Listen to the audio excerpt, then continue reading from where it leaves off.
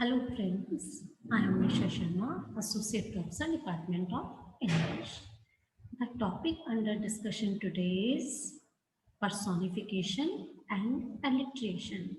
These two literary terms are going to be used by us while reading our first paper of English literature, poetry and drama. Will define personification as a figure of speech in which an idea or thing is given human attributes or feelings or is spoken of as if it were human. Personification is a common form of metaphor in that human characteristics are attributed to non human things. This allows writers to create life and motion within inanimate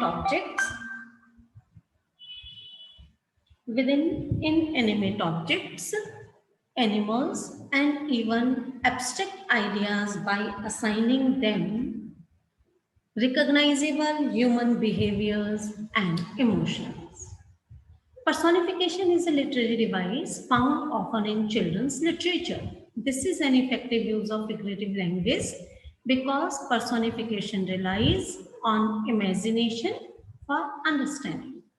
Of course, readers know at a logical level that non human things cannot feel, behave, or think like humans. However, personifying non human things can be an interesting, creative, and effective way for a writer to illustrate a concept or make a point. For example, in his picture book, The Day the Crayons Quit, Drew Revard uses personification to allow the crayons to express their frustration at how they are or are not being used. This literary device is effective in creating an imaginary world for children in which crayons can communicate like humans. We can find examples of personification in our comics, religious books, and TV serials. The favorite book of kids, Panchtantra ki Kahaniyan, Champa, Mickey and Donald, and the characters of Jatayu, Jamvan, and Ramayana can also be regarded as examples of personification. What we find in these is that although Jatayu is a bird, but he is behaving like a human being, and Jamvan is a bear, but he is also talking and acting like a human being. And same is with Panchtantra stories and Champa stories. Now, common examples of personification in speech and writing. We'll have a look at those examples. Like my alarm yelled at me this morning. Who can yell? A human being can yell. Yell is cry or to show anger, but here it is alarm. I like onions, but they don't like me. Liking is a feeling which is associated with human beings, but here it is associated with onions. The sign on the door insulted my intelligence. My phone is not cooperating with me today, as if phone is a human being. The bus is driving too fast. It is not the bus that is driving, it is the driver. My computer works very hard. However, the mail is running unusually slow this week. I wanted to get money, but the ATM died. Died is a feature which is associated with living beings, but here it is used with ATM. This article says that spinach is good for you. The sunflowers hung their heads. It is human beings which hung their head, but here sunflower is given a human personality. Another literary term that we'll discuss is alliteration. In literature, First, I will give you an example in Hindi. पीतल के पतीले में पपीता पीला पीला, खड़क सिंह के खड़कने से खड़कती है खड़गपुर की खिड़कियां, खिड़कियों के खड़कने से खड़कता है खड़गपुर का खड़क Singh. What is noticeable in these two sentences is that the same sound is being repeated again and again, and this quality in literature is known as alliteration. In literature, alliteration is the repetition of identical initial consonant sounds within a group of words, even those spelled differently. As a method of linking words for effect, alliteration is also called head rhyme or initial rhyme. Alliteration is a useful sound device found in many types of literature, but mostly in poetry.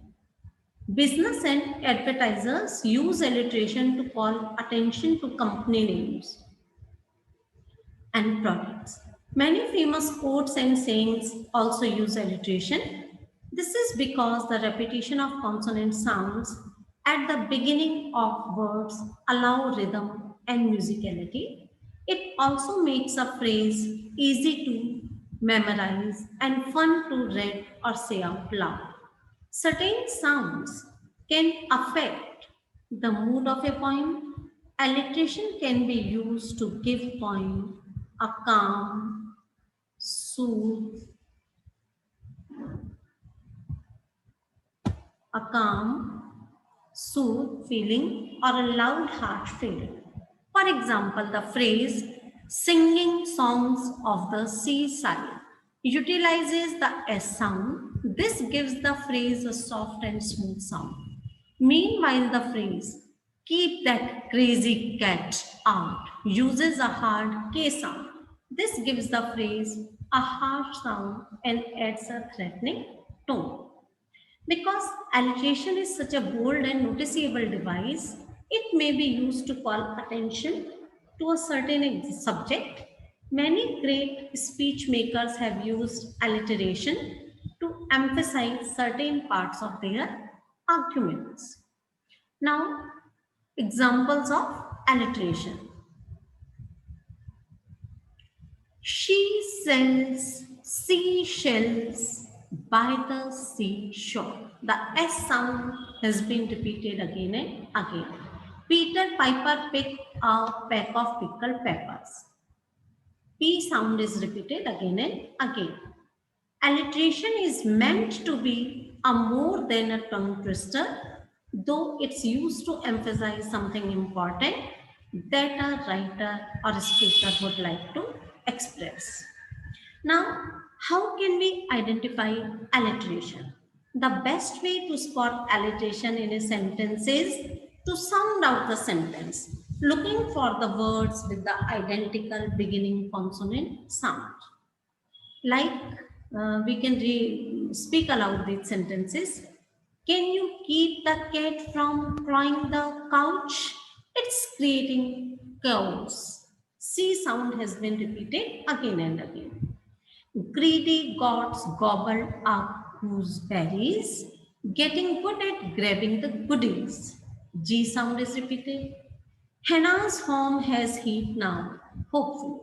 H sound is repeated. And the two terms which are also associated or linked with alliteration are assonance and consonance. Now, what is assonance?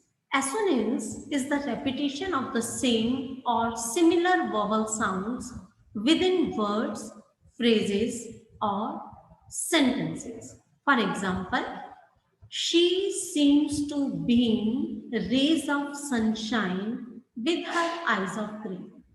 In this example, the speaker uses assonance to describe a pretty woman. Assonance occurs in the repeating vowel sounds of seems, beam, and green. E sound repeated again and again. Assonance can be used in all types of literature, but is commonly found in poetry. It provides poetic writing with rhythm and musicality. It also mirrors or changes the mood of a poem in order to match the subject matter beyond literature. Assonance is also found in pop culture, especially in music. Now, rhyme. Assonance and rhyme both provide poetry and prose with musicality and rhythm. Although assonance and rhyme both involve repetition, there is a slight difference. Assonance is a repetition of vowel sound, whereas rhyme is a repetition of both vowel and consonant sounds. Now we'll have a look at examples of assonance. The light of the fire is a sight. Here, repetition of the long I sound. Go slow over the road. Repetition of long O sound. Peter Piper picked a pack of pickled peppers. Repetition of the short E and long I sounds. Sally sells seashells beside the seashore. Repetition of the short E and long E sounds. Try as I might, the kite did not fly. And here the repetition of the long I sound. Now comes consonants. Consonants refers to repetitive sounds produced by consonants within a sentence or phrase. This repetition often takes place in quick succession, such as in pitter, patter. It is classified as a literary device used in both poetry as well as prose. We'll have a look at examples of consonants. Mike likes his new bike. I will crawl away the ball. LLL. He stood on the road and cried. Toss the glass, boss. SN. It will creep and beep while you sleep. E sound repeated again and again. So now you people are familiar with most of the literary terms with which we are going to use while teaching poetry, and those which are still left will be covered when we start our poetry section in our next video. Thank you.